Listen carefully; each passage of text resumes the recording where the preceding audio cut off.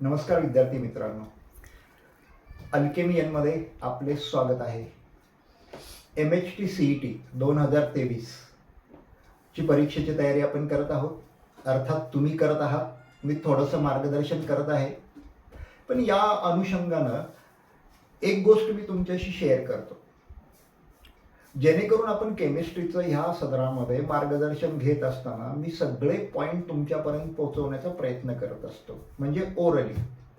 कदाचित काही विद्यार्थ्यांचा असा डाऊट असेल की सर फक्त ओरलीच सांगतात, थोडं सरांनी बोर्डवर लिहिलं किंवा दाखवलं तर ते आणखीन छान होईल. ह्या सगळ्या गोष्टी बरोबर आहेत, पण तुम्ही सीईटीचा अभ्यास करत असताना खऱ्या अर्थानं पुस्तकामधून अभ्यास करता, आणखीन बऱ्याच स्त्रोता त्याच्यामध्ये केमिस्ट्री पाहण्याचा प्रयत्न करता.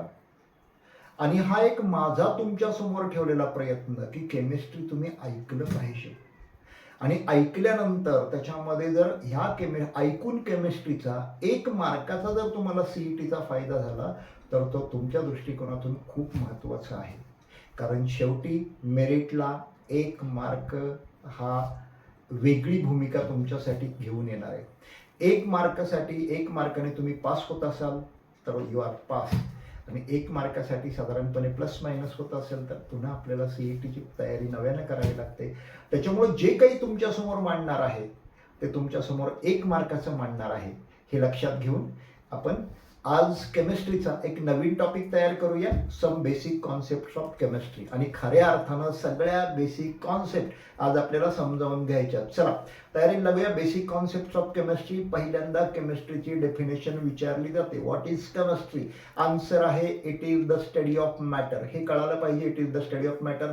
त्याच्यानंतर chemistry it is the branch of science which related with its a physical and chemical property. Chemistry ही ब्रांच आहे सायन्सची, ती मॅटरच्या फिजिकल आणि केमिकल प्रॉपर्टी संदर्भात रिलेटेड आहे. Again chemistry it is related with physical and chemical changes. एवढे सगळे मुद्दे माहीत पाहिजेत.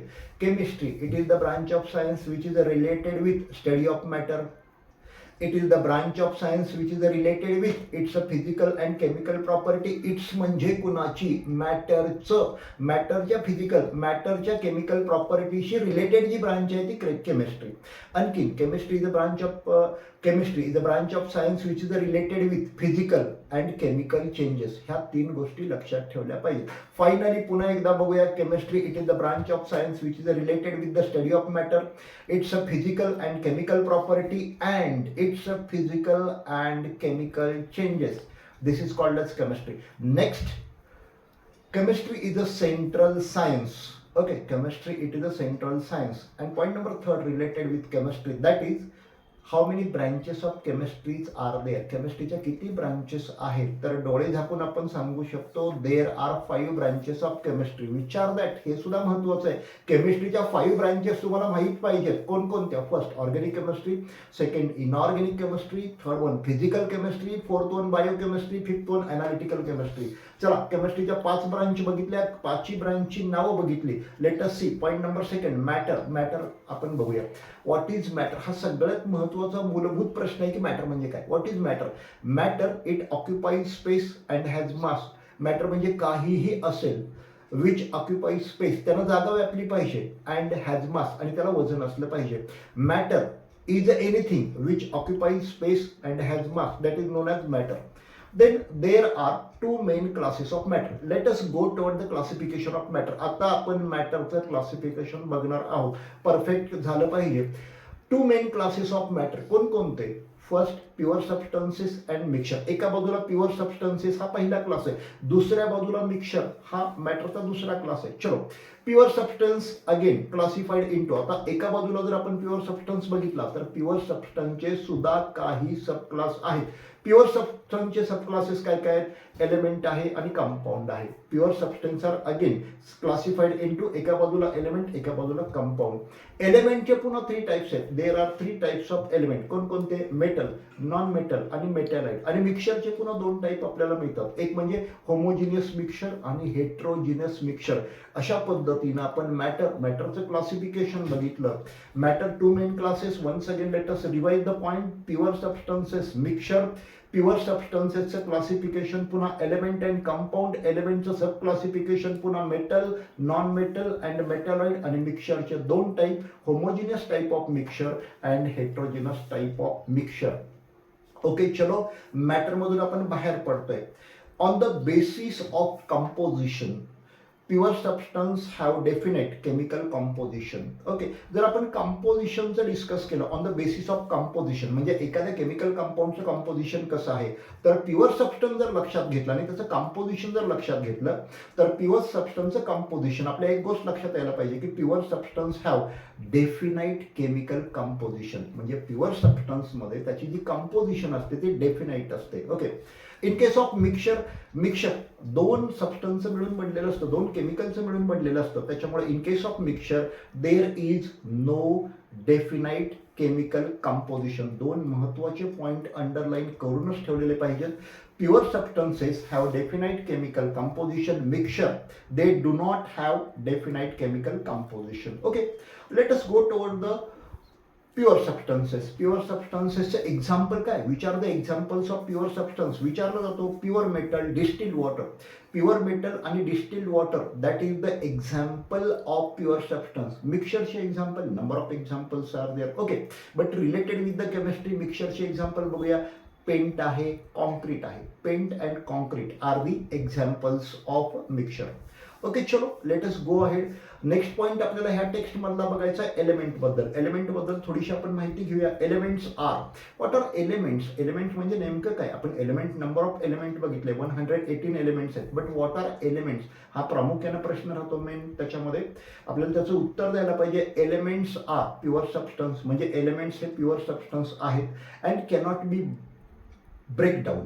म्हणजे एलिमेंट्सला आपण पुन्हा ब्रेकडाऊन करू शकत नाही इन टू सिम्पलर सबस्टन्सेस. म्हणजे elements are pure substances and element cannot be break down into simpler substances.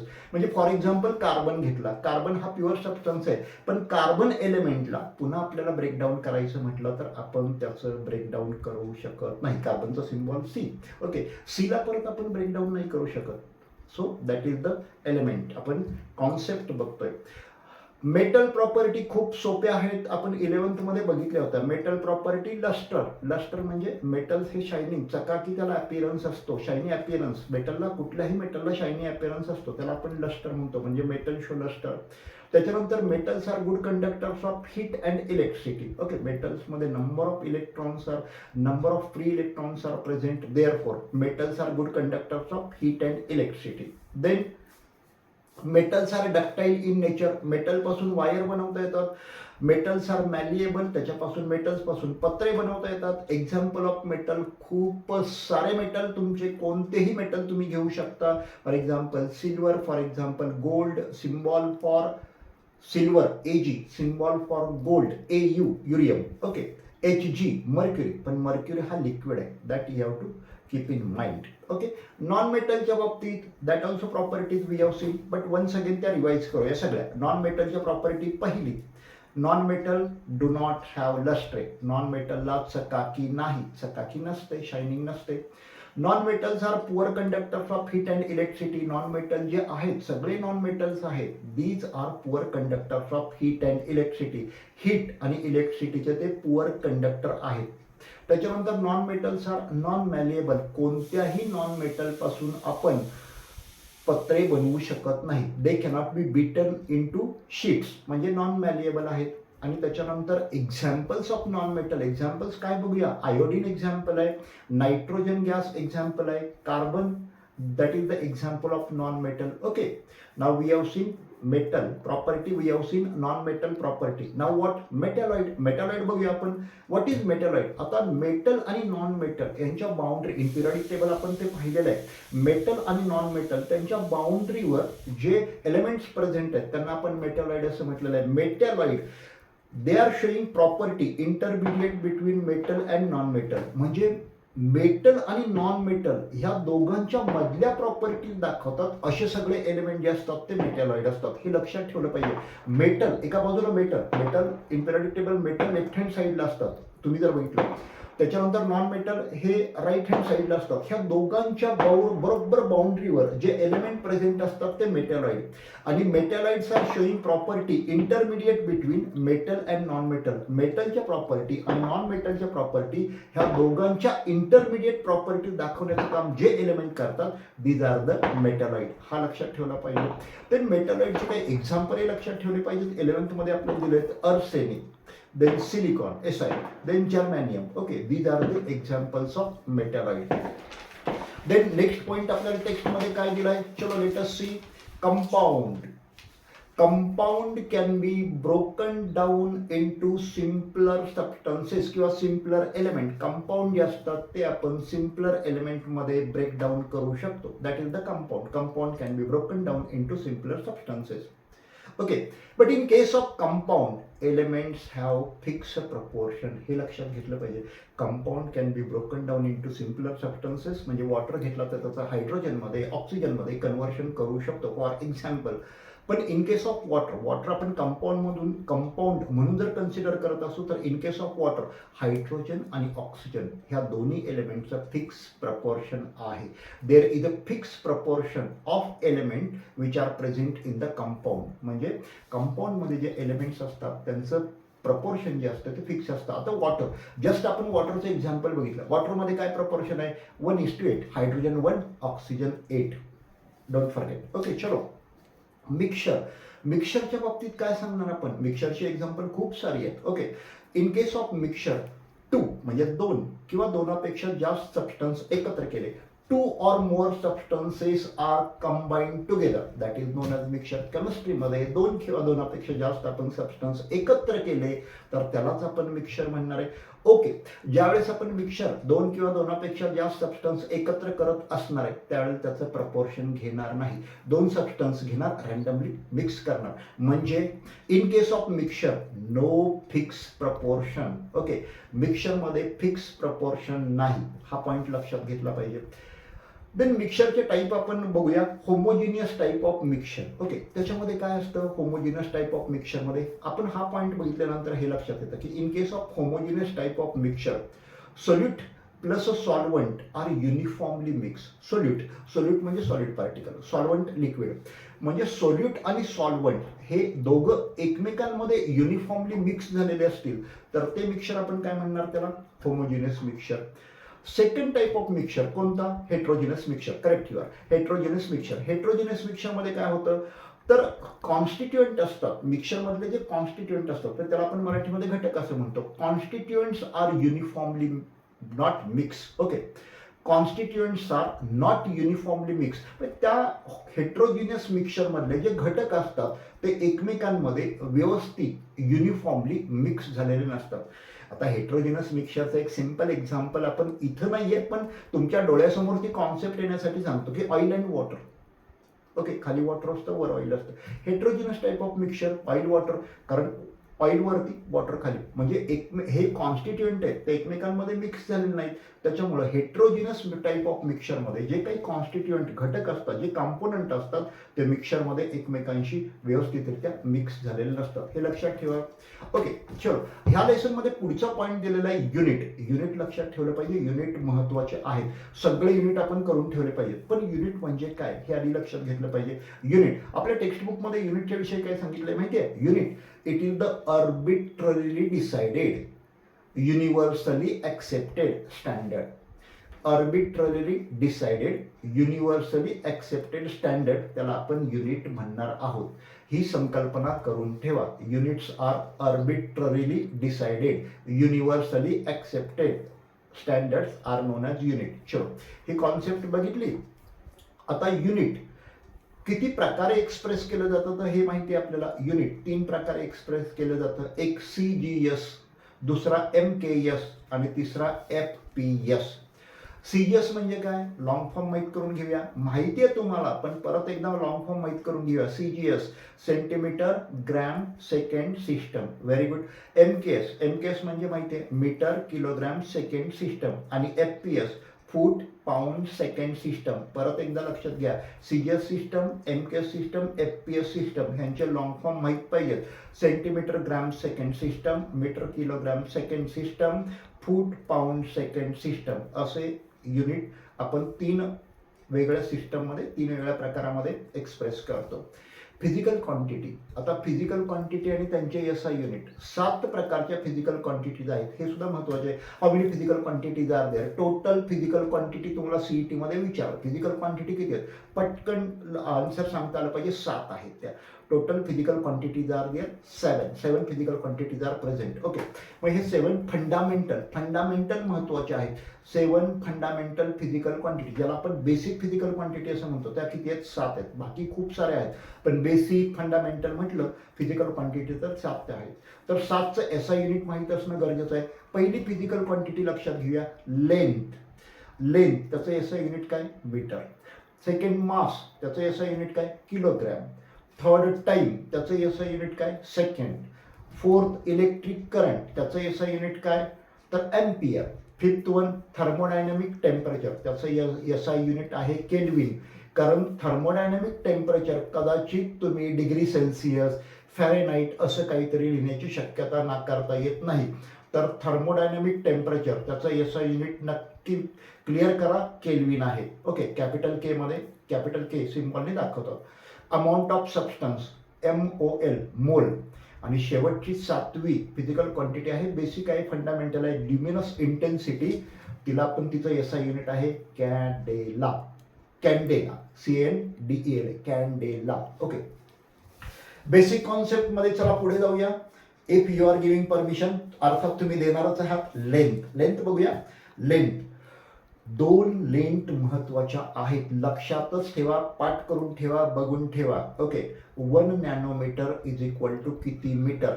लक्षात ठेवा, 1 nanometre is equal to 10⁻⁹ metre. 1 nanometre is equal to 10⁻⁹ metre. Okay, चलो. 1 picometre is equal to how much metre? 1 picometre is equal to 10⁻12 metre. Once again, if some mistakes are there, then 1 nanometer is equal to 10⁻⁹ meter. 1 picometer is equal to 10⁻12 meter. Length, ह्या 2 गोष्टी बघून ठेवा. ह्या आपल्या physical क्वांटिटीमध्ये त्या दिलेल्या आहेत टेक्स्टमध्ये. After length, one more thing is there, density you are knowing. डेन्सिटीचा एक formula, mass upon volume. Okay, density mass upon volume हा फॉर्म्युला आहे. मग डेन्सिटी मास अपॉन व्हॉल्यूम जर असेल तर त्याचं एसआय युनिट काय? SI unit of density, that is SI unit आपण म्हणतोय. 2 युनिट आहेत डेन्सिटीचे, एक एसआय युनिट आणि एक सीजीएस. मग डेन्सिटीचं एसआय युनिट काय? तर KG per metre cube. Once again listen carefully friends, density SI unit आहे केजी पर मीटर क्यूब. आणि मग सीजीएस युनिट डेन्सिटीचं ग्रॅम पर ml और ग्रॅम पर सेंटीमीटर क्यूब. ह्या दोन्हीपैकी कोणतंही. CGS unit density gram per ml, परची अशी एक लाईन असली पाहिजे, ग्रॅम पर ml किंवा और ग्रॅम पर सेंटीमीटर क्यूब. चलो, लास्ट पॉइंट आपण बघूया आणि थोडं आपण इथं थांबूया. Temperature, you know, temperature is express in 3 different forms. Temperature express करण्याचे 3 वेगवेगळे मेथड्स आहेत. त्याला फॉर्म म्हणा, मेथड्स म्हणा. एक डिग्री सेल्सिअस मध्ये आपण टेम्परेचर एक्सप्रेस करतो, डिग्री फॅरेनहाइट मध्ये आपण टेम्परेचर आपलं एक्सप्रेस करतो, आणि केल्विन मध्ये सुद्धा टेम्परेचर एक्सप्रेस करतो. तर विचारले समजा टेम्परेचरचे, तर डिग्री सेल्सिअस मध्ये टेम्परेचर एक्सप्रेस करतो, डिग्री फॅरेनहाइट मध्ये एक्सप्रेस करतो, केल्विन मध्ये एक्सप्रेस करतो. हे आपण लक्षात ठेवलं पाहिजे. तिन्ही मेथड मध्ये आपण टेम्परेचरच एक्सप्रेस करतो. चलो, काही कन्व्हर्शन्स आहेत, काही फॉर्म्युले दिलेत. समजा डिग्री फॅरेनहाइट मध्ये तुम्हाला सेल्सिअस मध्ये टेम्परेचर दिलंय. पे अटेन्शन, तर लक्षात घ्या, महत्वाचा फॉर्म्युला आहे, अंडरलाईन करा, ब्रॅकेट करून ठेवा. तुम्हाला सेल्सिअस मध्ये टेम्परेचर दिलंय आणि ते डिग्री फॅरेनहाइट मध्ये बदलायचंय किंवा फॅरेनहाइट मध्ये टेम्परेचर बदलायचंय. दिलंय सेल्सिअस, बदलायचंय फॅरेनहाइट मध्ये. तर एक फॉर्म्युला वापरा. Fahrenheit is equal to 9/5 multiplied by degree Celsius plus 32. Formula पुन्हा एकदा ऐका. फॅरेनहाइट इज इक्वल टू, जे टेम्परेचर तुम्हाला मोजमाप करायचं येते, फॅरेनहाइटचं temperature, Fahrenheit is equal to 9/5 multiplied by दिलेलं डिग्री सेल्सिअसचं temperature, 9/5 multiplied by degree Celsius temperature plus 32 ह्या फॉर्म्युल्याने डिग्री सेल्सिअसचं रूपांतर तुम्ही फॅरेनहाइटमध्ये करू शकता. So this is one of the important formula. आणि शेवटचा फॉर्म्युला टेम्परेचरमध्ये लक्षात घ्या, डोंट गो एनिवेअर. केल्विन. समजा सेल्सिअसचं टेम्परेचर दिलेलं असेल तर केल्विनमध्ये कसं बदलणार? एकदम सोपं आहे. सेल्सिअसचं टेम्परेचर दिलेलं असेल त्याच्यामध्ये 273.15 273.15 मिळवा. कशामध्ये? डिग्री सेल्सिअसच्या टेम्परेचरमध्ये. तुम्हाला काय मिळेल? Temperature in kelvin. ओके. तर ह्या भागात आपण इथंच थांबूया. आपण दुसऱ्या भागामध्ये पुन्हा एकदा तुमच्याशी मी बोलणारच आहे, पण ते आज नाही, उद्याच्या भागामध्ये आपण राहिलेलं some basic concept of chemistry पुन्हा एकदा पाहणार आहोत. Please subscribe my channel Alchemian. Thank you.